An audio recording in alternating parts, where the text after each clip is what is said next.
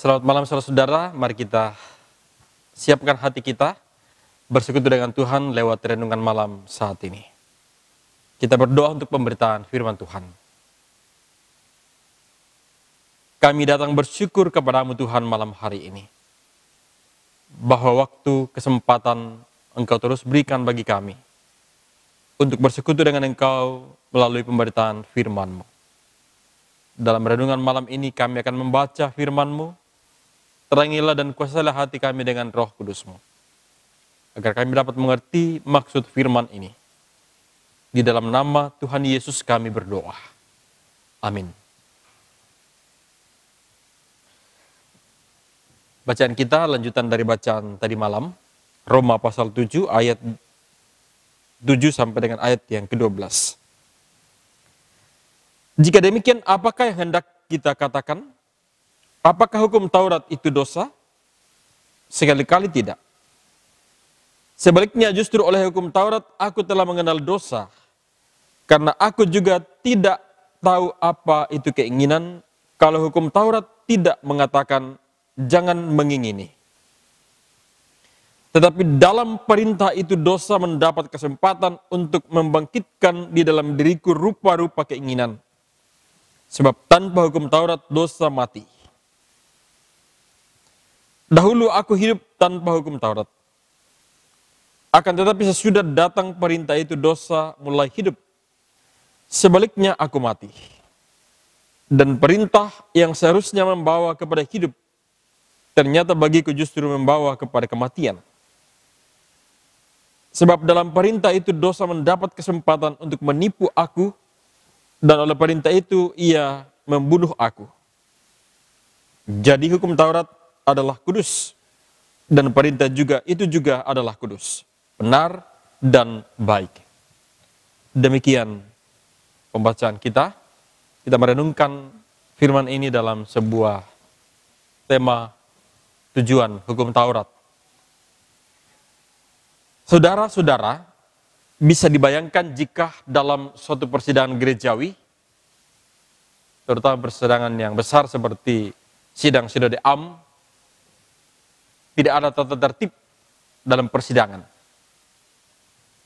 Peserta akan seenaknya berbicara, bebas keluar masuk ruangan sidang, bahkan pengambilan keputusan sangat sulit karena tidak ada aturan yang mengikat.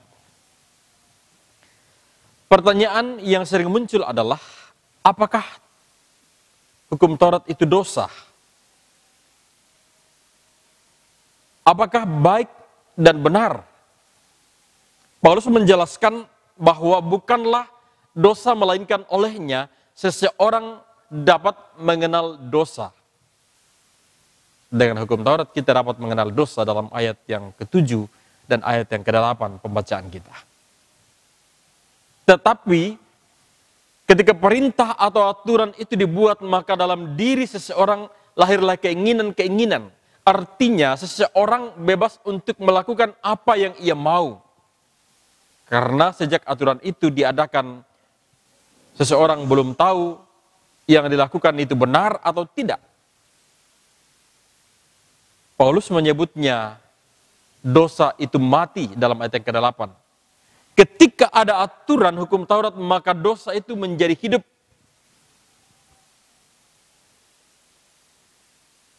Karena adanya hukum Taurat, seseorang sadar bahwa yang dilakukan selama ini adalah dosa, ataupun sebaliknya bahwa yang dilakukan selama ini ternyata sudah benar. Setelah itu, tidak ada lagi kebebasan bagi seseorang untuk melakukan sesuatu. Semuanya harus berdasarkan aturan, dan itulah yang dimaksud Paulus bahwa dari Taurat itu aku mati dalam ayat yang ke-10. Paulus menyimpulkan bahwa perintah hukum Taurat itu baik dan benar karena menuntun seseorang untuk melakukan kebaikan dan kebenaran. Saudara-saudara, dari uraian Paulus ini kita disadarkan bahwa betapa pentingnya hukum Taurat dan firman dihidupi dalam kesungguhan hati kita agar hidup keimanan kita semakin memuliakan Allah dan menyerupai karakter Kristus dan tidak terikat dengan kewajiban menjalankan hukum Taurat seperti orang-orang Yahudi. Ini yang perlu kita renungkan dalam kehidupan kita. Bagaimana kita sungguh-sungguh berakar di dalam Kristus. Kita berbuah di dalam Kristus. Sehingga kita terus menjadi orang-orang yang mencerminkan kehidupan yang berkarakter Kristus itu. Kiranya Roh Kudus menolong kita. Amin. Terima kasih Tuhan atas waktu dan kesempatan yang indah Engkau berikan bagi kami. Bersekutu dengan Engkau lewat firman-Mu yang telah kami dengar dan renungkan bersama. Biarlah firman ini terus hidup di dalam hati dan segala keberadaan kami. Berkati dan lindungi kami Tuhan malam ini.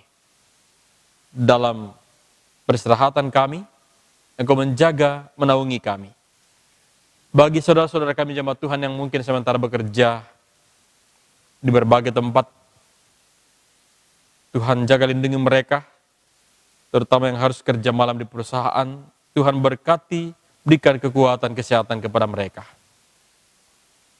Orang tua kami, sanak saudara kami, istri, suami, dan anak-anak yang jauh terpisah, Tuhan jaga lindungi peliharakan mereka, di mana saja mereka berada.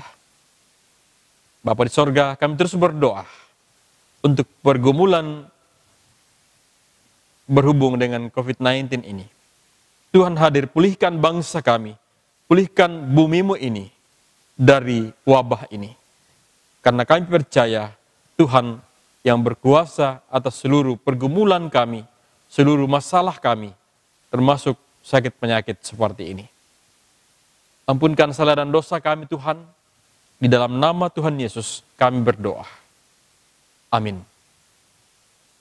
Demikian renungan kita malam ini, Tuhan Yesus memberkati. Selamat malam.